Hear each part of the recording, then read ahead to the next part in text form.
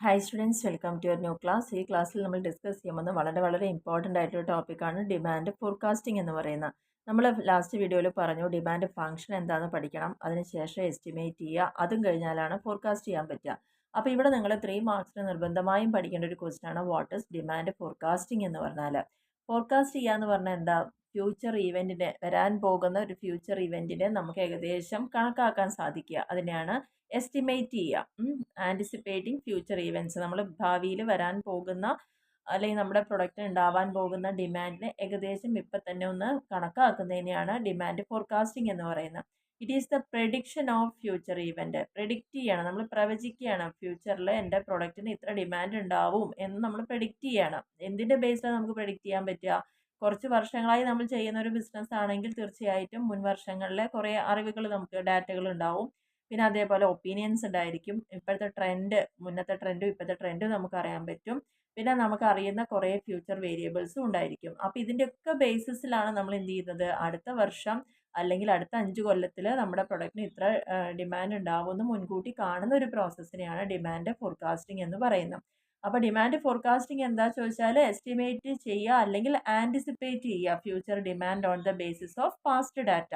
മുന്നുള്ള നമ്മുടെ കുറേ അറിവും അനുഭവങ്ങളും ഡാറ്റകളും ഒക്കെ വെച്ചുകൊണ്ട് നമ്മൾ പാസ്റ്റും പ്രസൻറ്റും കണക്കാക്കിയിട്ട് ഫ്യൂച്ചറിനെ ഡിറ്റർമിൻ ചെയ്യുക. അപ്പോൾ demand forecasting is the process of finding values for demand in future time periods. ഭാവിയിൽ ഉണ്ടാവാൻ സാധ്യതയുള്ള ഡിമാൻഡിനെ നമ്മൾ കണ്ടെത്തുന്ന പ്രോസസ്സിനെയാണ് ഡിമാൻഡ് ഫോർകാസ്റ്റിംഗ് എന്ന് പറയുന്നത്. അല്ലെങ്കിൽ എളുപ്പത്തിൽ ആൻറ്റിസിപ്പേറ്റിംഗ് ഫ്യൂച്ചർ ഡിമാൻഡ് എന്നും പറയാം. അപ്പോൾ അത് വളരെ ഇമ്പോർട്ടൻ്റ് ആണ്, 3 മാർക്സിന് നോട്ട് ചെയ്യേണ്ട ക്വസ്റ്റ്യൻ. അടുത്തൊരു 3 മാർക്സിൻ്റെ ക്വസ്റ്റ്യൻ ആണ് ഡിഫറൻസ് എന്താണെന്നുള്ളത്. അപ്പോൾ നമ്മൾ ഡിമാൻഡ് എസ്റ്റിമേഷൻ പഠിച്ചു, ഇപ്പോൾ ഡിമാൻഡ് ഫോർകാസ്റ്റിംഗിലേക്ക് വരികയാണ്. അങ്ങനെയാണെങ്കിൽ നമുക്ക് എളുപ്പത്തിൽ പറയാൻ പറ്റുന്ന 3 ഡിഫറൻസുകളാണ് കേട്ടോ ഇവിടെ ഉള്ളത്. ഡിമാൻഡ് ഫോർകാസ്റ്റ് ചെയ്യുക എന്ന് പറഞ്ഞാൽ എന്താ? Predicting the future level of demand, അല്ലേ? കറൻറ്റിലത്തെയും പാസ്റ്റിലത്തെയും ട്രെൻഡിനെ ബേസ് ചെയ്തുകൊണ്ട് ഫ്യൂച്ചറിൽ എന്തുണ്ടാവുമെന്ന് പ്രെഡിക്റ്റ് ചെയ്യുന്നതാണ് ഡിമാൻഡ് ഫോർകാസ്റ്റിംഗ്. അപ്പോൾ നമുക്ക് എളുപ്പം പറയാം പ്രെഡിക്റ്റ് ഫ്യൂച്ചർ ട്രെൻഡ്. അതേസമയം ഡിമാൻഡ് എസ്റ്റിമേറ്റ് ചെയ്യുക എന്ന് പറഞ്ഞു കഴിഞ്ഞാൽ എന്താണ്? ഇപ്പോൾ പ്രസൻറ്റ് ലെവൽ ഓഫ് ഡിമാൻഡിനെ കറണ്ട് ലെവൽ ഓഫ് ഡിമാൻഡിൻ്റെ ഡിറ്റർമിനൻസിനെ വെച്ചുകൊണ്ട് പ്രസൻറ്റ് ലെവലിലെ ഡിമാൻഡ് മാത്രം എത്ര വരുന്ന എക്സ്പെക്ട് ചെയ്യുന്നതാണ്. അതായത് ഡിമാൻഡ് എസ്റ്റിമേഷൻ പറഞ്ഞാൽ ഇപ്പോഴത്തെ കാര്യം മാത്രമാണ് നമുക്ക് കണ്ടെത്താൻ പറ്റുന്നത്. ഡിമാൻഡ് ഫോർകാസ്റ്റിങ്ങോ വരും വർഷങ്ങളിലേക്കുള്ളതാണ്. ഡിമാൻഡ് എസ്റ്റിമേഷന് വേണ്ടത് എന്താണെന്ന് വെച്ച് കഴിഞ്ഞാൽ പ്രൈസ് ഇങ്ങനെ ചേഞ്ച് ആവുമ്പോൾ എങ്ങനെയൊക്കെയാണ് ഈ ഡിമാൻഡിൽ അതിൻ്റെ ഇമ്പാക്റ്റ് ഉണ്ടാകുന്നത് എന്നതാണ് അവിടെ കണ്ടെത്തുന്നത്. പക്ഷേ ഡിമാൻഡ് ഫോർകാസ്റ്റിങ്ങിൽ എന്താ ചെയ്യുന്നത്? അവിടെ മുൻകൂട്ടി കാണുകയാണ് ഫ്യൂച്ചറിൽ നമുക്ക് എങ്ങനെയൊക്കെ വേണം, കുറച്ചുകൂടി മീനിങ് ഫുൾ ആയിട്ട് എങ്ങനെ പ്ലാൻ ചെയ്യണം എന്നുള്ളതാണ് അവിടെ കാണുന്നത്. അപ്പോൾ അതുകൊണ്ട് തന്നെ നമുക്ക് പറയാൻ പറ്റും ഡിമാൻഡ് എസ്റ്റിമേഷൻ എന്താണ്? ഇപ്പോഴത്തെ കാര്യമല്ലേ, അതുകൊണ്ട് അതൊരു ഷോർട്ട് പീരീഡിലേക്കാണ്. പക്ഷേ ഫോർകാസ്റ്റിംഗ് എപ്പോഴും എങ്ങനെയാണ്? ഒരു ലോങ്ങർ പീരീഡിലേക്ക്. അപ്പോൾ ഇതാണ് 3 ഡിഫറൻസ് എന്ന് പറയുന്നത്. ഓക്കെ, ഒന്ന് ഫ്യൂച്ചർ പ്രിഡിക്റ്റ് ചെയ്യുന്നു, മറ്റത് കറണ്ട് ലെവൽ തന്നെ ഡിമാൻഡ് ഡിറ്റർമിനൻസ് നോക്കിയിട്ട് പ്രസൻറ്റ് ലെവൽ ഡിമാൻഡേ പഠിക്കുന്നുള്ളൂ. ഡിമാൻഡ് എസ്റ്റിമേഷനിൽ പ്രൈസ് ചേഞ്ചിനനുസരിച്ച് എത്ര ക്വാണ്ടിറ്റിയിൽ വേരിയേഷൻ വരും എന്നുള്ളതാണ് നമ്മൾ നോക്കുന്നത്. അതേപോലെ ഡിമാൻഡ് ഫോർകാസ്റ്റിങ്ങിൽ ഭാവിയിലേക്ക് വേണ്ടിയുള്ള കാര്യങ്ങൾ വളരെ മീനിങ് ഫുള്ളായിട്ട് പ്ലാൻ ചെയ്യുകയാണ് ചെയ്യുന്നത്. ഡിമാൻഡ് എസ്റ്റിമേഷൻ എന്ന് പറഞ്ഞാൽ ഷോർട്ട് പീരീഡിലേക്കാണ് ചെയ്യുന്നത്, കാരണം ഇപ്പോഴത്തെ കാര്യങ്ങളല്ലേ ഇവിടെ തീരുമാനമാക്കുന്നുള്ളൂ. ഡിമാൻഡ് ഫോർകാസ്റ്റിംഗ് പറഞ്ഞാൽ ലോങ് പീരീഡിലേക്കാണ് ഉള്ളത്. ഇമ്പോർട്ടൻ്റ് ആണ് ഒബ്ജക്റ്റീവ്സ് ഓഫ് ഈ ഡിമാൻഡുമായിട്ട് ബന്ധപ്പെട്ട ഒരു ക്വസ്റ്റ്യൻ നമുക്ക് പഠിക്കാതെ പോകേണ്ട കാര്യമില്ല, അത്രയും ഇമ്പോർട്ടൻ്റ് ആണ്. കാരണം എക്കണോമിക്സ് എന്ന് പറഞ്ഞാൽ പ്രൊഡക്റ്റും കോസ്റ്റും ഡിമാൻഡും സപ്ലൈക്ക് തന്നെയാണ് അവിടെ പഠിക്കാനുള്ള കാര്യങ്ങൾ. എന്താണ് ഈ ഡിമാൻഡ് ഫോർകാസ്റ്റ് ചെയ്യുന്നതുകൊണ്ടുള്ള ഗുണങ്ങൾ എന്തൊക്കെയാണ്, അല്ലെങ്കിൽ ലക്ഷ്യങ്ങൾ എന്തൊക്കെയാണ്? നമുക്ക് 2 തരത്തിലുള്ള ഒബ്ജക്റ്റീവ്സ് സെറ്റ് ചെയ്യാം, ഷോർട്ട് ടേമിലേക്കും ലോങ് ടേമിലേക്കും. അപ്പോൾ ഇതൊക്കെ ഒരു 6 മാർക്കിൻ്റെ ക്വസ്റ്റ്യൻ ആയിട്ടൊക്കെ വരാൻ സാധ്യതയുണ്ട്. ഷോർട്ട് ടേമിലേക്ക് നമുക്ക് എന്തൊക്കെ കാര്യങ്ങൾ നമുക്ക് പ്രിപ്പയർ ചെയ്യാൻ പറ്റും? സെയിൽസും പ്രൊഡക്ഷൻ പോളിസിയൊക്കെ എങ്ങനെ വേണമെന്ന് പ്രിപ്പയർ ചെയ്യാൻ പറ്റും. റെഗുലറായിട്ട് നമുക്ക് റോ മെറ്റീരിയൽസിൻ്റെ സപ്ലൈ വേണ്ടി വരും. ആൻഡ് കോസ്റ്റ് ഓഫ് പർച്ചേസ് നമുക്കൊരു പരിധി റെഡ്യൂസ് ചെയ്യാൻ പറ്റും. അതേപോലെ തന്നെ ഉള്ള മെഷീനറീസിനെ മാക്സിമം നമുക്ക് യൂട്ടിലൈസ് ചെയ്യാൻ പറ്റും. വേണ്ട അറേഞ്ച്മെൻറ്റ്സുകൾ, നമുക്ക് എങ്ങനത്തെ വർക്കേഴ്സിനെ വേണം, വളരെ സ്കിൽഡ് ആയവർ വേണോ, അൺസ്കിൽഡ് ആയത് വേണോ, എന്താണോ നമുക്ക് ആവശ്യമുള്ളത് അവരെയൊക്കെ കൃത്യമായി അറേഞ്ച് ചെയ്യാൻ പറ്റുക. ആൻഡ് നല്ലൊരു പ്രൈസ് പോളിസി നമുക്ക് ഡിറ്റർമിൻ ചെയ്യാൻ പറ്റുക. ഫിനാൻഷ്യൽ റിക്വയർമെൻറ്റ്സ് എത്ര വേണ്ടി വരും ഈ ചുരുങ്ങിയ കാലയളവിലേക്ക് എന്നുള്ളത് നമുക്ക് മുൻകൂട്ടി അറിയാൻ സാധിക്കും. ആൻഡ് സെപ്പറേറ്റ് ആയിട്ടുള്ള ഒരു സെയിൽസ് ടാർഗറ്റുകൾ ഓരോ സെയിൽസ് ടെറിട്ടറിയിലും നമ്മൾ എവിടെയൊക്കെ വിൽപ്പന നടത്തുന്നുണ്ടോ അവിടെയൊക്കെ സെയിൽസ് ടെറിട്ടറിയിലേക്ക് വേണ്ടതായിട്ടുള്ള സെയിൽ ടാർഗറ്റുകൾ ഡിറ്റർമിൻ ചെയ്യാൻ പറ്റും. അതേപോലെ തന്നെ ഓവർ പ്രൊഡക്ഷനോ അണ്ടർ പ്രൊഡക്ഷനോയി ബന്ധപ്പെട്ട് വരുന്ന പ്രോബ്ലംസിനെയൊക്കെ നമുക്ക് ഒരു പരിധി വരെ ഒഴിവാക്കാൻ പറ്റും. അതൊക്കെയാണ് ഡിമാൻഡ് നമ്മൾ ഫോർകാസ്റ്റ് ചെയ്തുകൊണ്ടുള്ള ഷോർട്ട് ടേമിലേക്കുള്ള ഒബ്ജക്റ്റീവ് എന്ന് പറയുന്നത്. എന്നാൽ അതേസമയം നമുക്ക് ഒരു വർഷത്തേക്ക് മാത്രമായിട്ടുള്ള കാര്യങ്ങളല്ല, ഇതൊരു ലോങ് പീരീഡിലേക്ക് വേണ്ടതാണ്. അതുകൊണ്ട് ലോങ് ടേം ആയിട്ടുള്ള കുറച്ച് ഒബ്ജക്റ്റീവ്സും നമുക്ക് ഉണ്ടായിരിക്കും. കാരണം ഒരു ലോങ് ടേമിലേക്ക് എങ്ങനെ പ്രൊഡക്ഷൻ വേണമെന്നുള്ള തീരുമാനിക്കുന്ന ഈ ഡിമാൻഡ് ഫോർകാസ്റ്റിനനുസരിച്ചിട്ടാണ്. അതിനനുസരിച്ച് നമ്മുടെ പ്ലാന്റിൻ്റെ കപ്പാസിറ്റി ഒക്കെ കൂട്ടേണ്ടി വരും. അതിൻ്റെ റിക്വയർമെൻറ്റ്സ്, വർക്കേഴ്സ്, ലോങ് പീരീഡിലേക്ക് വേണ്ട അറേഞ്ച്മെൻറ്റ്സ് നമുക്ക് ചെയ്യേണ്ടി വരും. കൃത്യമായിട്ട് ഡിവിഡൻഡ് പോളിസികളൊക്കെ നമുക്ക് ഡിറ്റർമിൻ ചെയ്യേണ്ടി വരും. ക്യാപിറ്റൽ ബഡ്ജറ്റിംഗ് എങ്ങനെ വേണമെന്നുള്ളത് പ്രിപ്പയർ ചെയ്യേണ്ടി വരും. അതേപോലെ തന്നെ എന്തൊക്കെ ഫണ്ടുകൾ എങ്ങനെയൊക്കെ റേസ് ചെയ്യണം, എത്രയൊക്കെ ഫണ്ട് ആവശ്യം വരുന്നുള്ളതൊക്കെ ലോങ് ടേമിലേക്ക് പ്ലാൻ ചെയ്യാൻ പറ്റും. ഫ്യൂച്ചർ പ്രോബ്ലംസ്, മെറ്റീരിയൽ സപ്ലൈയും എനർജി പ്രൈസസ് ഒക്കെ വരികയാണെങ്കിൽ എന്തൊക്കെ ചെയ്യണം എന്നുള്ളത് നമുക്കൊരു പരിധിവരെ ഫോർകാസ്റ്റ് ചെയ്യാൻ പറ്റും. ഇതൊക്കെയാണ് ലോങ് ടേമിലേക്കുള്ള ഒബ്ജക്റ്റീവ്സ്. ഇനി അടുത്തൊരു ഇമ്പോർട്ടൻറ്റ് ടോപ്പിക്കാണ് role and importance of demand forecasting. അപ്പോൾ എന്താണ് ഒരു ബിസിനസ്സിൽ അല്ലെങ്കിൽ ഒരു ഫേമിൽ ഇതിൻ്റെ പ്രാധാന്യം എന്താ? എന്തിനാണ് നമ്മളിങ്ങനെ ഡിമാൻഡിനെ ഫോർകാസ്റ്റ് ചെയ്യണം പറയുന്നത്? അതിൻ്റെ പ്രാധാന്യം എന്ന് പറയുന്നത് ഭാവിയിലേക്ക് നമുക്ക് എന്തൊക്കെ കാര്യങ്ങൾ വേണോ കറക്റ്റ് സമയത്ത് വേണ്ട അറേഞ്ച്മെൻറ്റുകൾ, ഫാക്ടേഴ്സ് ഓഫ് പ്രൊഡക്ഷനെയൊക്കെ കൃത്യമായിട്ട് നമുക്ക് കൊടുക്കാൻ സാധിക്കുക. അതായത് ഫാക്ടേഴ്സ് ഓഫ് പ്രൊഡക്ഷൻ പറഞ്ഞാൽ മെൻ, മെഷീൻ, മണി, മെറ്റീരിയൽസ്. ഒരു പ്രൊഡക്ഷൻ നടത്താൻ എന്തൊക്കെ വേണോ അതിനെല്ലാം കൃത്യമായിട്ട് വേണ്ട ക്വാണ്ടിറ്റിയിൽ, വേണ്ട അളവിൽ, വേണ്ട സമയത്തൊക്കെ എത്തിക്കാൻ പറ്റുക എന്നുള്ളതാണ്. പിന്നെ കൃത്യമായൊരു പ്രൈസിങ് പോളിസി നമുക്ക് ഉണ്ടാക്കണം. അതേപോലെ പുതിയ മാർക്കറ്റിംഗ് ഓപ്പർച്യൂണിറ്റീസ് എന്തൊക്കെയാണ് ഡിസ്കവർ ചെയ്യേണ്ടതായിട്ട് വരും. മാർക്കറ്റിങ്ങിന് പ്ലാൻ ചെയ്യേണ്ടി വരും. എങ്ങനെ നമ്മുടെ പ്രൊഡക്റ്റിനെ ഡിസ്ട്രിബ്യൂട്ട് ചെയ്യണം എന്നുള്ളത്. ബിസിനസ് റിസ്കുകൾ എങ്ങനെ ഒരു പരിധിവരെ റെഡ്യൂസ് ചെയ്യാൻ പറ്റും നമുക്ക് നോക്കാം. ഫിനാൻഷ്യൽ പ്ലാനിങ് നടത്തേണ്ടി വരും. നമ്മുടെ കയ്യിലുള്ള ക്യാപിറ്റലിനെ ഓവറായിട്ടും യൂസ് ചെയ്യാൻ പാടില്ല, അണ്ടറായിട്ടും ക്യാപിറ്റലൈസേഷൻ ആവാൻ പാടില്ല. And it helps management arranging required labour force. നമ്മുടെ ഫേമിലേക്ക് പ്രൊഡക്ഷൻ നടത്തുന്നതിന് വേണ്ടിയിട്ടുള്ള ലേബർ ഫോഴ്സ് ഒക്കെ എത്ര വേണം, എങ്ങനെ അറേഞ്ച് ചെയ്യണം എന്നൊക്കെ നമുക്ക് നോക്കാൻ പറ്റും. ആൻഡ് കൃത്യമായിട്ട് നമുക്ക് ബഡ്ജറ്റിംഗ് ചെയ്യണമെങ്കിൽ അതിൻ്റെ ഒരു ഫൗണ്ടേഷൻ എന്ന് പറയുന്ന ഡിമാൻഡ് ഫോർകാസ്റ്റിംഗ് തന്നെയാണ്. ആൻഡ് ജുഡീഷ്യസ് ആയിട്ട് നമ്മുടെ കയ്യിലുള്ള റിസോഴ്സസ് കെയർസാന്ന് നമ്മൾ പഠിച്ചിട്ടുണ്ടായിരുന്നു അല്ലേ? എങ്ങനെ വേണ്ടവിടെ വേണ്ട അളവിൽ അലോക്കേറ്റ് ചെയ്യണം എന്നുള്ളതൊക്കെ നമുക്ക് ഉറപ്പ് വരുത്താൻ പറ്റാം. ആൻഡ് പ്രൊഡക്ഷൻ പ്ലാനിങ് സാധ്യമാവണമെങ്കിൽ ഡിമാൻഡ് ഫോർകാസ്റ്റിംഗ് ആവശ്യമാണ്. കാരണം പ്രൊഡക്റ്റിന് ഡിമാൻഡ് ഉണ്ടെങ്കിൽ മാത്രമല്ലേ നമുക്കവിടെ കൂടുതൽ പ്രൊഡക്ഷൻ നടത്തേണ്ടി വരുള്ളൂ. അപ്പോൾ ആ പ്ലാനിങ് ഒക്കെ ചെയ്യണമെങ്കിൽ കൃത്യമായിട്ട് ഡിമാൻഡ് ഫോർകാസ്റ്റ് ചെയ്യാൻ നമുക്ക് അറിയണം എന്നുള്ളതാണ് പറയുന്നത്. ആൻഡ് നെക്സ്റ്റ് ക്വസ്റ്റ്യൻ എന്ന് പറയുന്നത് പ്രോസസ്സ്. അടുത്ത 6 മാർക്കിൻ്റെ ക്വസ്റ്റ്യൻ ആണ്. ഡിമാൻഡ് ഫോർകാസ്റ്റ് ചെയ്യുമ്പോഴുള്ള സ്റ്റെപ്പ് എന്താണ്, പ്രോസസ്സ് എന്താണ്? ആദ്യം നമ്മൾ ചെയ്യുന്നത് ഓരോ വർഷത്തേക്കും അല്ലെങ്കിൽ നെക്സ്റ്റ് വരും 5 വർഷങ്ങളിലേക്ക് എത്ര നമ്മുടെ പ്രൊഡക്റ്റിന് ഡിമാൻഡ് വേണം എന്നുള്ളത്, അതാണ് നമ്മുടെ ലക്ഷ്യം. ഒബ്ജക്റ്റീവ് ആദ്യം സെറ്റ് ചെയ്യുക എന്നുള്ളതാണ് ആദ്യം ചെയ്യേണ്ട കാര്യം. ആദ്യം ഒരു ലക്ഷ്യം ഉണ്ടെങ്കിലല്ലേ ആ ലക്ഷ്യത്തിലേക്ക് നീങ്ങാനുള്ള പ്രോസസ്സ് നമുക്ക് അവിടെ ചെയ്യാൻ പറ്റില്ല. അപ്പോൾ first of all setting the objective. അതിൽ എന്തൊക്കെ കാര്യങ്ങൾ വരണം? നമ്മൾ ഫോർകാസ്റ്റ് ചെയ്യണ ഡിമാൻഡ് ഹോൾ മാർക്കറ്റിൻ്റെ മൊത്തം നമ്മുടെ പ്രൊഡക്റ്റ് എവിടെയൊക്കെ പോകുന്നുണ്ടോ മൊത്തം മാർക്കറ്റിലെ ഡിമാൻഡ് നോക്കണം. And overall demand for a product in the market or only the firm's own product. ഫേമിൻ്റെ പ്രൊഡക്റ്റ് മാത്രമായിട്ടോ മാർക്കറ്റിലുള്ളതായിട്ടുള്ള ഓവറോൾ ഡിമാൻഡ് നോക്കുക. ആൻഡ് അതിൻ്റെ മാർക്കറ്റ് ഷെയർ എങ്ങനെയായിരിക്കും ഫേമിൻ്റെ എന്നുള്ളത് ഫോർകാസ്റ്റ് ചെയ്യുക. ഇതാണ് ആദ്യം നോക്കിയിട്ട് നമ്മൾ ഒബ്ജക്റ്റീവ് സെറ്റ് ചെയ്യേണ്ടത്. അത് കഴിഞ്ഞാൽ എത്ര കാലയളവിലേക്കാണ് നമ്മളിത് ചെയ്യുന്നത് എന്നുള്ളത് ടൈം പീരീഡ് സെറ്റ് ചെയ്യുക എന്നുള്ളതാണ് പറയുന്നത്. അപ്പോൾ വേണമെങ്കിൽ ചിലപ്പോൾ ലോങ് പീരീഡിലേക്കും ആവാം, അല്ലെങ്കിൽ ഷോർട്ട് പീരീഡിലേക്കും വേണം. ഷോർട്ട് പീരീഡിലേക്കാണെങ്കിൽ നമ്മുടെ ഡിറ്റർമിൻസ് ഓഫ് ഡിമാൻഡ് എന്ന് പറഞ്ഞാൽ പെട്ടെന്ന് ഒരു ചേഞ്ച് ഒന്നും അവിടെ വരില്ല, ബാക്കിയൊക്കെ കോൺസ്റ്റൻ്റ് ആയി നിൽക്കും. പക്ഷേ ലോങ് റണ്ണിലേക്ക് ചെയ്യുമ്പോൾ ഒരുപാട് മാറ്റങ്ങൾ വരാനുള്ള സാധ്യതകൾ ഉണ്ടാവും. അതിനനുസരിച്ചായിരിക്കും ചെയ്യേണ്ടത്. അത് കഴിഞ്ഞാൽ ഇതിനെ കൃത്യമായിട്ട് അനുയോജ്യമായിട്ടുള്ളൊരു മെത്തേഡ് എന്താണെന്നുള്ളത് സെലക്ട് ചെയ്യാം. മെത്തേഡ് എന്ന് പറഞ്ഞു കഴിഞ്ഞാൽ ഓരോ ഫേമിനും ഡിഫറെൻ്റ് ആയിട്ടുള്ള മെത്തേഡുകളായി. കാരണം അവരെല്ലാവരും ചെയ്യുന്ന ഡിഫറെൻ്റ് ആയിട്ടുള്ള പ്രൊഡക്ഷൻ ആയിരിക്കും, എല്ലാം വ്യത്യസ്തമായിരിക്കും. അപ്പോൾ അവർ ഫോർകാസ്റ്റിങ്ങിന് വേണ്ടിയിട്ട് അവരുടെ ഫേമിനെ അനുസരിച്ചായിരിക്കണം ആ മെത്തേഡ് ഉപയോഗിക്കേണ്ടത്. അവർക്ക് എത്ര സമയം ഇതിന് വേണ്ടിയിട്ട് എത്ര സമയത്തേക്കാണ് ചെയ്യുന്നത് വെച്ചാൽ അതിനനുസരിച്ച് മെത്തേഡ് ചേഞ്ച് ഉണ്ടാവും. അവർക്ക് കിട്ടുന്ന ഡാറ്റയ്ക്ക് അനുസരിച്ച് മെത്തേഡ് ചേഞ്ച് ചെയ്യേണ്ടി വരും. അപ്പോൾ ഇങ്ങനത്തെ കാര്യങ്ങളൊക്കെയാണ് അവർ മെയിനായി നോക്കേണ്ടത്. സമയം ലാഭിക്കാനും പണം ലാഭിക്കാനും ഒക്കെ ഉള്ള ആ കിട്ടുന്ന ഡാറ്റയൊക്കെ വളരെ റിലയബിൾ ആയിട്ടൊക്കെ ഉള്ളതൊക്കെയാണ് വെച്ചാൽ അതിനനുസരിച്ചുള്ള ഒരു മെത്തേഡ് സെലക്ട് ചെയ്യുക. അതിനുശേഷം ഡാറ്റ കളക്ട് ചെയ്യുകയാണ് ചെയ്യുന്നത്. പ്രൈമറി ഡാറ്റയും സെക്കൻഡറി ഡാറ്റയും കളക്ട് ചെയ്യും. പ്രൈമറി ഡാറ്റ എന്ന് പറഞ്ഞാൽ നമ്മൾ തന്നെ നേരിട്ട് നിരീക്ഷിക്കുന്ന കാര്യങ്ങൾ, നേരിട്ട് ഇൻ്റർവ്യൂ ചെയ്യുമ്പോൾ, ക്വസ്റ്റ്യനെയർ കൊടുക്കുമ്പോൾ ഒക്കെ നമ്മൾ നേരിട്ട് കളക്ട് ചെയ്യുന്ന വിവരങ്ങളാണ് പ്രൈമറി ഡാറ്റ. മറ്റതെല്ലാം സെക്കൻഡറി ഡാറ്റ എന്ന് പറഞ്ഞാൽ ഓൾറെഡി മുൻകാലങ്ങളിലൊക്കെ ഇങ്ങനത്തെ ആവശ്യങ്ങൾക്ക് വേണ്ടിയിട്ട് പല പബ്ലിഷ് ചെയ്തിരിക്കുന്ന ന്യൂസുകളും കാര്യങ്ങളൊക്കെ നമുക്ക് യൂട്ടിലൈസ് ചെയ്യാം. അതാണ് ഡാറ്റ കളക്ഷൻ എന്ന് പറയുന്നത്. ഡാറ്റ കളക്ട് ചെയ്ത് കഴിഞ്ഞ് കിട്ടുന്നതിന് ആ റിസൾട്ടിനെ നമ്മൾ എസ്റ്റിമേറ്റ് ചെയ്യുക, കൃത്യമായിട്ട് അത് അനലൈസ് ചെയ്യുക കിട്ടുന്ന ഡാറ്റകളെ. അനലൈസ് ചെയ്യുമ്പോൾ നമുക്കൊരു ഉത്തരത്തിലേക്ക് എത്താൻ സാധിക്കും, ഇൻ്റർപ്രിറ്റ് ചെയ്യാൻ പറ്റും. അതിൻ്റെ ബേസിസിൽ നമ്മൾ ഫ്യൂച്ചർ ഡിമാൻഡ് എങ്ങനെയാണെന്നുള്ളത് അറിയാൻ സാധിക്കും. അപ്പോൾ ഈ 5 സ്റ്റെപ്പുകളാണ് ഡിമാൻഡ് ഫോർകാസ്റ്റിങ്ങിന് വേണ്ടിയിട്ടുള്ള പ്രോസസ്സിൽ വരുന്നത്. ആദ്യം ഒബ്ജക്റ്റീവ് സെറ്റ് ചെയ്തു, അതിനുശേഷം എത്ര കാലയളവിലേക്കാണ് നോക്കുക, അതിനനുസരിച്ച് അനുയോജ്യമായ മെത്തേഡ് സെലക്ട് ചെയ്യുക, അതിൻ്റെ ബേസിസിൽ ഒരു ഡാറ്റ കളക്ട് ചെയ്യുക, കിട്ടിയ ഡാറ്റനെ അനലൈസ് ചെയ്ത് ഇൻ്റർപ്രിറ്റ് ചെയ്യുക. ഇത്രയും സ്റ്റെപ്പുകളാണ് ഇതിൽ വരുന്നത്. 6 മാർക്കിൻ്റെ ക്വസ്റ്റനായിട്ട് വരാൻ സാധ്യതയുണ്ട്.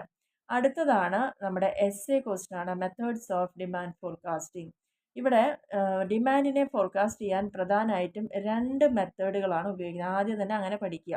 ഡിമാൻഡ് ഫോർകാസ്റ്റിംഗ് ഹെഡിങ് കൊടുക്കുക. എപ്പോഴും എസ്എ എഴുതുമ്പോൾ നിങ്ങൾക്ക് ഒരുപാട് പോയിന്റുകൾ ഉണ്ടെങ്കിൽ അതിനെ ഒന്ന് ചിത്രം വരച്ച് കാണിച്ചിട്ട് അത് ആ പോയിന്റ് എടുത്ത് എഴുതിച്ച് നിങ്ങൾക്ക് എളുപ്പത്തിൽ മാർക്ക് സ്കോർ ചെയ്യാൻ പറ്റും. അപ്പോൾ ഹെഡിങ് കൊടുക്കേണ്ടത് എന്താ, ഡിമാൻഡ് ഫോർകാസ്റ്റിംഗ് ഹെഡിങ് കൊടുക്കുക. അതിനെ ഇങ്ങനെ 2ആയിട്ട് ഡിവൈഡ് ചെയ്ത് കാണിക്കുക. എ എന്ന് പറയുന്നത് സർവേ മെത്തേഡ്, ബി പറയുന്നത് സ്റ്റാറ്റിസ്റ്റിക്കൽ മെത്തേഡ്. സർവേ മെത്തേഡിൽ എന്തൊക്കെ കാര്യങ്ങൾ വരുന്നുണ്ടെന്ന് താഴെ എഴുതി പോവുക. സ്റ്റാറ്റിസ്റ്റിക്കൽ എന്താണ് എന്നതിന് ശേഷം നിങ്ങൾ ഓരോ പോയിന്റ് എടുത്തിട്ട് എഴുതുകയാണെങ്കിൽ നിങ്ങൾക്ക് എളുപ്പത്തിൽ പഠിക്കാനും എഴുതാനും മാർക്ക് കിട്ടാനും ഒക്കെ സൗകര്യമായിരിക്കും. ആ രീതി ഒന്ന് ഫോളോ ചെയ്ത് നോക്കാം. അപ്പോൾ ആദ്യത്തെ മെത്തേഡ് എന്താണ്, സർവേ മെത്തേഡാണ്. സർവേ മെത്തേഡ് നമുക്കറിയാലോ, നേരിട്ട് തന്നെ നമ്മൾ പോയി കൺസ്യൂമേഴ്സിനെ കണ്ട് അവരിൽ നിന്ന് കുറേ ക്വസ്റ്റ്യൻ ചോദിച്ചിട്ട് കുറേ ഉത്തരങ്ങൾ നേടിയെടുത്ത് അതിനെ ഫ്യൂച്ചറിലേക്ക് വേണ്ടിയിട്ട് കൺവേർട്ട് ചെയ്യാം. അപ്പോൾ സർവേ മെത്തേഡ് ചെയ്യുമ്പോൾ നമുക്ക് കുറേ ഇൻഫർമേഷൻ അതിലൂടെ കിട്ടും. അവരുടെ ഇനി ആ പ്രൊഡക്റ്റുമായി ബന്ധപ്പെട്ട അവരുടെ ആഗ്രഹങ്ങളും ഇഷ്ടങ്ങളും അവർക്ക് ഇഷ്ടപ്പെടാത്തതും ഉള്ള കാര്യങ്ങളെല്ലാം നമുക്ക് മനസ്സിലാവും. എന്നിട്ട് അതിന് ഒരു എക്സ്പേർട്സിൻ്റെ സഹായത്തോടു കൂടി അവരെ ഇൻ്റർവ്യൂ ചെയ്യുക. സർവേ മെത്തേഡ് പൊതുവെ ഒരു ഷോർട്ട് ടേമിലേക്ക് ഫോർകാസ്റ്റ് ചെയ്യാൻ വേണ്ടി മാത്രം ഉപയോഗിക്കുന്ന ഒരു മെത്തേഡാണ്. ഈ സർവേ മെത്തേഡിൽ എത്ര കാര്യങ്ങൾ വരുന്നുണ്ട്, 5 ടൈപ്പ് ഉണ്ട്. അപ്പം നിങ്ങൾ ആ ചിത്രം വരയ്ക്കുമ്പോൾ സർവേ മെത്തേഡിന് താഴെ ഈ 5 പോയിന്റുകളാണ് എഴുതേണ്ടത് കേട്ടോ. ഒന്നാമത്തെ കൺസ്യൂമേഴ്സ് ഇൻ്റർവ്യൂ മെത്തേഡ് ഉണ്ട്, കളക്റ്റീവ് ഒപ്പീനിയൻ ഉണ്ട്, പിന്നെ എക്സ്പേർട്ട് ഒപ്പീനിയൻ മെത്തേഡ് ഉണ്ട്, കൺസ്യൂമർ ക്ലിനിക്കുകളുണ്ട്, എൻഡ് യൂസ് മെത്തേഡ് ഉണ്ട്. ആ ഹെഡിങ് കൊടുത്ത് അങ്ങോട്ട് എക്സ്പ്ലെയിൻ ചെയ്യാം. കൺസ്യൂമർ ഇൻ്റർവ്യൂ മെത്തേഡ് ഞാൻ ഇനി പറയുന്നില്ല, നമ്മൾ മുന്നത്തെ വീഡിയോയിലൊക്കെ പറയുന്നുണ്ട്. കൺസ്യൂമേഴ്സിനെ സെപ്പറേറ്റ് ആയിട്ട് ഓരോ കൺസ്യൂമറിനെയും കണ്ടുകൊണ്ട് ക്വസ്റ്റ്യൻ ചോദിച്ചുകൊണ്ട് അവരിൽ നിന്ന് വിവരങ്ങൾ ശേഖരിക്കുക. സാമ്പിൾ സർവേ മെത്തേഡ് എന്ന പേരിലും എന്യൂമറേഷൻ മെത്തേഡ് എന്നുള്ള പേരിലും കംപ്ലീറ്റ് എന്യൂമറേഷൻ, അതായത് നമ്മൾ എത്ര കൺസ്യൂമേഴ്സിനെ എടുക്കുന്നു അത്രയും ആളുകളെ നേരിട്ട് തന്നെ പോയിട്ട് അവരിൽ നിന്ന് വിവരം ശേഖരിക്കുന്ന മെത്തേഡ്. കളക്റ്റീവ് ഒപ്പീനിയൻ എന്ന് പറഞ്ഞാൽ ഇവിടെ നമ്മൾ ഇൻഡിവിജ്വലായിട്ടൊന്നും പോയിട്ട് ചെയ്യുന്നില്ല. ഇവിടെ സെയിൽസ്മാൻ എസ്റ്റിമേറ്റ് ചെയ്യണം expected sales in respective territory.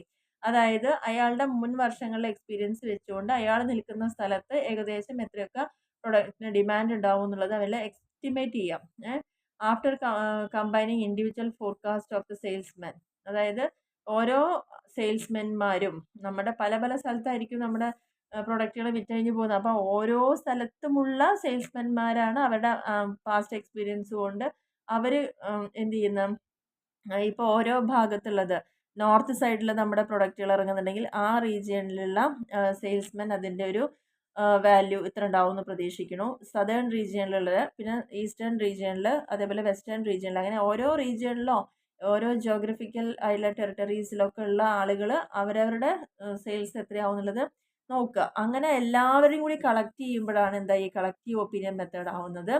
Experts opinion method എന്ന് പറയുന്നുണ്ട്. ഇവിടെ നമ്മൾ ചെയ്യുന്നത് ആരെ വെച്ചിട്ട് അറിയോ, എക്സ്പേർട്ടുകളെ വെച്ചുകൊണ്ടും ഡിസ്ട്രിബ്യൂട്ട് ചെയ്യുന്ന ആളുകളുണ്ടല്ലോ, നമ്മുടെ സാധനങ്ങൾ മാസമായി വാങ്ങിക്കൊണ്ടുപോയിട്ടാണല്ലോ അവർ സ്റ്റോറുകളിലൂടെയും മറ്റുള്ളവർക്കൊക്കെ കൊടുക്കുന്നത്. അപ്പോൾ അങ്ങനെയുള്ള ഡിസ്ട്രിബ്യൂട്ടേഴ്സിൻ്റെയും എക്സ്പേർട്ടുകളുടെയും സഹായത്തോടു കൂടി വിവരങ്ങൾ കണ്ടെത്തുന്നതാണ് എക്സ്പേർട്ട് ഒപ്പീനിയൻ മെത്തേഡ് പറയുന്നത്. അവിടെ അപ്പോൾ സെയിൽസ്മെന് ഓർഡിനറി കൺസ്യൂമേഴ്സിനൊന്നും കൺസിഡർ ചെയ്യില്ല. അപ്പോൾ ആദ്യത്തെ കേസിൽ ഡയറക്റ്റ് കൺസ്യൂമേഴ്സ്, രണ്ടാമത്തെ കേസിൽ എന്താണ് ഓരോ ടെറിട്ടറിയിലുള്ള സെയിൽസ്മെന്മാരുടെ ഒപ്പീനിയനെ നമ്മൾ കൂട്ടിയിട്ട് എടുക്കുന്നു. മൂന്നാമത്തേൽ എക്സ്പേർട്ടുകളും ഡിസ്ട്രിബ്യൂട്ടേഴ്സിൻ്റെയും തീരുമാനങ്ങൾ അറിയുന്നത്. നാലാമത്തേൽ കൺസ്യൂമർ ക്ലിനിക്കുകളാണ് ചെയ്യുന്നത്. ഇവിടെ അവർ ഒരു certain amount of buyers are given certain amount of money and ask to buy the product. ഇവിടെ നമ്മൾ ചെയ്യുന്നത് ബയേഴ്സിനെ ഡയറക്റ്റ് പോയി കണ്ട് അവർക്ക് കുറച്ച് പണം കൊടുത്തുകൊണ്ട് അവരോട് പ്രൊഡക്റ്റ് വാങ്ങാൻ പറയാം. അപ്പോൾ ആ പ്രൈസ് ചേഞ്ച് ചെയ്യുന്നതനുസരിച്ച് ആ കൺസ്യൂമേഴ്സിനോട് ചോദിക്കുക, ആ തന്ന പൈസ കൊണ്ട് നിങ്ങൾക്ക് എത്ര ഫ്രഷ് പർച്ചേസ് ചെയ്യാൻ പറ്റും. അപ്പോൾ ഇതിലൂടെ കൺസ്യൂമറിൻ്റെ റെസ്പോൺസ് അറിയുകയാണ്. പ്രൈസ് ചേഞ്ച് ചെയ്യുമ്പോൾ അവരെങ്ങനെ അതിനെ ഒബ്സർവ് ചെയ്യുന്നു എന്നുള്ളത് നോക്കുകയാണ് ചെയ്യുന്നത്.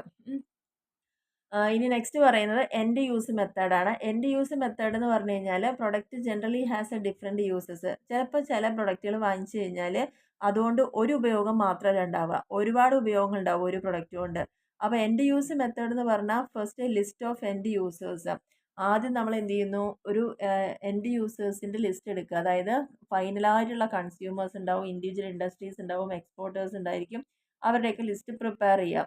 അതിനുശേഷം ഫ്യൂച്ചർ ഡിമാൻഡ് കണ്ടെത്തുക. ഐദർ ഡയറക്ട്ലി ഫ്രം ദ ഈ എൻഡ് യൂസേഴ്സിൻ്റെ കയ്യിൽ നിന്ന് ഡിഫറെൻറ്റ് യൂസേഴ്സ് ആയിരിക്കും ഉണ്ടായിരിക്കുക. ഒരു പ്രൊഡക്റ്റ് യൂസ് ചെയ്യുന്നത് ഇപ്പം നമ്മൾ ഇറക്കുന്ന ഒരു പ്രൊഡക്റ്റ് ഉപയോഗിക്കുന്നത് ഒരു കൺസ്യൂമർ മാത്രം ആവില്ല. കൺസ്യൂമർ അല്ലാണ്ട് ചിലപ്പോൾ നമ്മുടെ കയ്യിൽ വാങ്ങി വിൽക്കുന്ന ആളുകളുണ്ടാവും, അപ്പോൾ ഇടനിലക്കാരുണ്ടാവും, എക്സ്പോർട്ട് ചെയ്യുന്ന ആളുകളുണ്ടാവും, ഇൻഡസ്ട്രീസിലേക്ക് ഉപയോഗിക്കുന്നുണ്ടാവും നമ്മുടെ പ്രൊഡക്റ്റ്.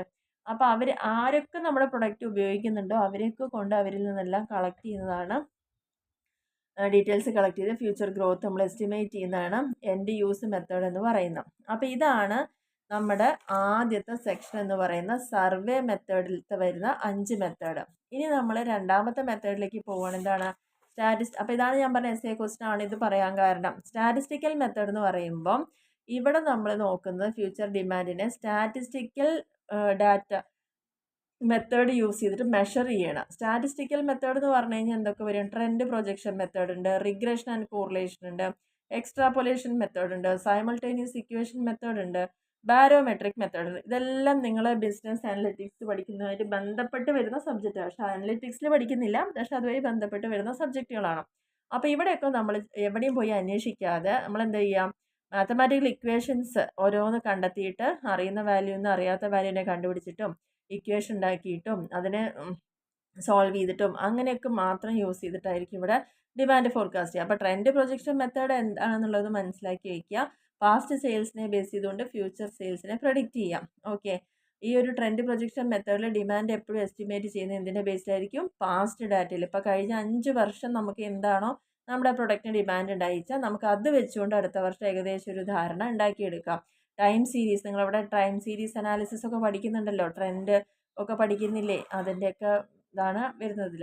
അതിൽ നമ്മൾ കുറച്ച് മെത്തേഡൊക്കെ ഉപയോഗിക്കുന്നുണ്ട്. Least square method, free hand curve method, moving average ഒക്കെ പഠിക്കുന്നുണ്ടാവുമായിരിക്കും, സെമി ആവറേജ് മെത്തേഡൊക്കെ. അപ്പം ഈ ഒരു മെത്തേഡ് യൂസ് ചെയ്യുന്നതാണ് ആദ്യത്തെ ട്രെൻഡ് പ്രൊജക്ഷൻ മെത്തേഡ് എന്ന് പറയുന്നത്. പിന്നെ വരുന്ന റിഗ്രഷനും കോറിലേഷനുമാണ്.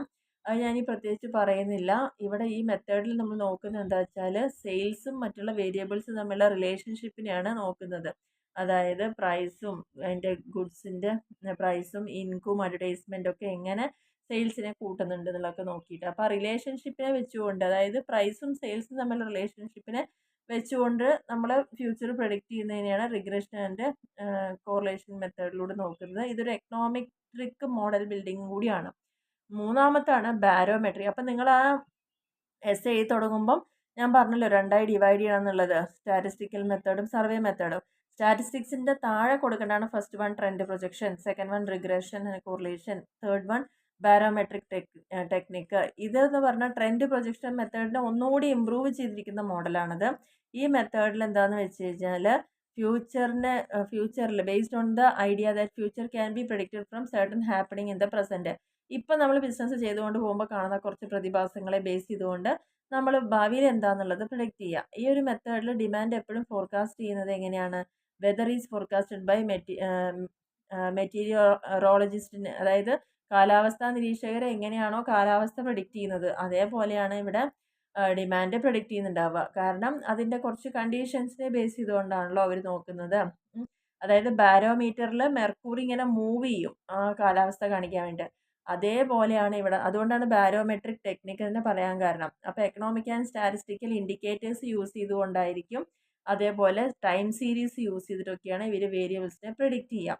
അതേപോലെ ഓരോ വ്യക്തികളുടെ ഏകദേശം ഇൻകം, നോൺ അഗ്രികൾച്ചറൽ പ്ലേസ്മെൻറ്റുകൾ, ഗ്രോസ് നാഷണൽ ഇൻകം, അങ്ങനെ കുറേ ഘടകങ്ങൾ, ഇൻഡസ്ട്രിയൽ പ്രൊഡക്ഷനും കമ്മോഡിറ്റി ഹോൾസെയിൽ കമ്മോഡിറ്റി പ്രൈസും ബാങ്ക് ഡെപ്പോസിറ്റ്, അങ്ങനെ കുറേ സൂചകങ്ങൾ ഉണ്ടായിരിക്കും. അതിൻ്റെ ഒക്കെ നിലവാരത്തിലാണ് നമ്മൾ എന്ത് ചെയ്യുന്നത്, ഫ്യൂച്ചറിൽ ഡിമാൻഡ് പ്രഡിക്റ്റ് ചെയ്യുന്നത്. അതുകൊണ്ടാണ് ബാരോമെട്രിക് ടെക്നിക്ക് എന്ന് പറയുന്നത്. പിന്നെ എക്സ്ട്രാപ്പൊലേഷൻ ആണ്. എക്സ്ട്രാപ്പൊലേഷൻ പറഞ്ഞാൽ ഇതും ഒരു സ്റ്റാറ്റിസ്റ്റിക്കൽ മെത്തേഡാണ്. ഫ്യൂച്ചർ ഡിമാൻഡിനെ എക്സ്ട്രാപ്പൊലേറ്റ് ചെയ്യണം ബൈനോമിയൽ എക്സ്പാൻഷൻ വെച്ചുകൊണ്ട്. ബൈനോമിയൽ എക്സ്പാൻഷൻ മെത്തേഡ് ഉപയോഗിച്ചുകൊണ്ട് നമ്മൾ ഫ്യൂച്ചർ വാല്യൂ കണ്ടെത്തുക. അതിൻ്റെ പ്രത്യേകത എന്ന് പറഞ്ഞു കഴിഞ്ഞാൽ rate of change in demand in the past has been uniform. കഴിഞ്ഞ കുറേ വർഷങ്ങളിലത്തെ ഡാറ്റ നമുക്ക് നോക്കുമ്പോൾ ആ ഡിമാൻഡിൽ വന്ന ചേഞ്ച് പാസ്റ്റിൽ ഒരേപോലെ ആയിരിക്കും എന്നുള്ളതാണ് പറയുന്നത്. ഇനി സൈമൾട്ടേനിയസ് ഇക്വേഷൻ മെത്തേഡ് പറയുന്നുണ്ട്. സൈമൾട്ടേനിയസ് ഇക്വേഷൻ മെത്തേഡിൽ പ്രധാനമായിട്ട് നോക്കുന്നത് development of A complete economic model which can explain the behaviour of all variable which A company can control. ഒരു കമ്പനിക്ക് കൺട്രോൾ ചെയ്യാൻ പറ്റുന്ന എല്ലാ വേരിയബിൾസിൻ്റെയും ബിഹേവിയറിനെ കൃത്യമായിട്ട് എക്സ്പ്ലെയിൻ ചെയ്തുകൊണ്ടുള്ള ഒരു എക്കണോമെട്രിക് മോഡലാണ് സൈമൾട്ടേനിയസ് ഇക്വേഷൻ മെത്തേഡ് എന്ന് പറയുന്നത്. ഇതത്ര വെരി പോപ്പുലർ മെത്തേഡൊന്നുമല്ല. Complete system approach of forecasting എന്ന പേരിലും ഇത് അറിയപ്പെടുന്നുണ്ട്. അപ്പോൾ നിങ്ങൾ ചെയ്യേണ്ടത് ഇത് എസ് എ ക്വസ്റ്റൻ ആയിട്ട് ചോദിച്ചു കഴിഞ്ഞാൽ ആദ്യം ഞാൻ പറഞ്ഞ പോലെ ഹെഡിങ് കൊടുത്ത് പോയിന്റ് ഔട്ട് ചെയ്യുക. ഓരോ പോയിന്റ് എടുക്കുമ്പോൾ മിനിമം ഒരു 3 സെൻറ്റൻസോ 2 സെൻറ്റൻസ് എങ്കിലും മിനിമം എഴുതുക. അങ്ങനെ കംപ്ലീറ്റ് ചെയ്യുക. എങ്ങനെ പോയാലും നിങ്ങൾക്ക് ആ രീതിയിലാണ് കറക്റ്റായിട്ട് കാര്യങ്ങൾ കൊടുക്കുന്നതെങ്കിൽ 8 മാർക്ക് വരെയും സ്കോർ ചെയ്യാം. നന്നായി പഠിച്ചെഴുതുന്ന ആളുകളെ സംബന്ധിച്ചോളം അവർക്ക് 10 മാർക്കും തന്നെ അവിടെ സ്കോർ ചെയ്യാൻ പറ്റുന്നതാണ് പറയുന്നത്. ഇപ്പം ഞാൻ ഇവിടെ നിങ്ങൾക്ക് പറഞ്ഞു തന്നിരിക്കുന്നത് ഏറ്റവും വേണ്ട കാര്യങ്ങൾ എന്തൊക്കെയാണെന്ന് മാത്രമേ ഉള്ളൂ. വല്ലാതെ വലിച്ചു വാരി പറഞ്ഞു തന്നിട്ടില്ല. അപ്പം വളരെ ഇമ്പോർട്ടൻ്റ് ആയ ടോപ്പിക്കാണ്. ഡിമാൻഡ് ഫോർകാസ്റ്റിംഗ് എന്താണെന്ന് നോക്കുക, അതിൻ്റെ ഡിഫറൻസുകൾ പഠിക്കുക, ഷോർട്ട് ടേം ലോങ് ടേമിലേക്ക് ഒബ്ജക്റ്റീവ്സ് എന്താണ് ഇതിൻ്റെ റോളും ഇമ്പോർട്ടൻസും, അതിൻ്റെ പ്രോസസ്സ് എങ്ങനെയാണ്, ഡിമാൻഡ് ഫോർകാസ്റ്റിങ്ങിൻ്റെ 5 സ്റ്റെപ്പുകൾ, അതിൻ്റെ മെത്തേഡ്സ്. എസ് എ ക്വസ്റ്റൻ ആണ്, വളരെ ഇമ്പോർട്ടൻ്റ് ആണ്. Methods of demand forecasting, survey മെത്തേഡും സ്റ്റാറ്റിസ്റ്റിക്കൽ മെത്തേഡും, ഓരോ മെത്തേഡുകൾ എഴുതിയിട്ട് അത് എക്സ്പ്ലെയിൻ ചെയ്തോളാം കേട്ടോ. അപ്പോൾ ഇത്രയേ ഉള്ളൂ ഈ ഒരു പോർഷൻ എന്ന് പറയുന്നത്. എല്ലാവർക്കും ക്ലിയർ ആയി എന്ന് വിചാരിക്കുന്നു. Okay, thank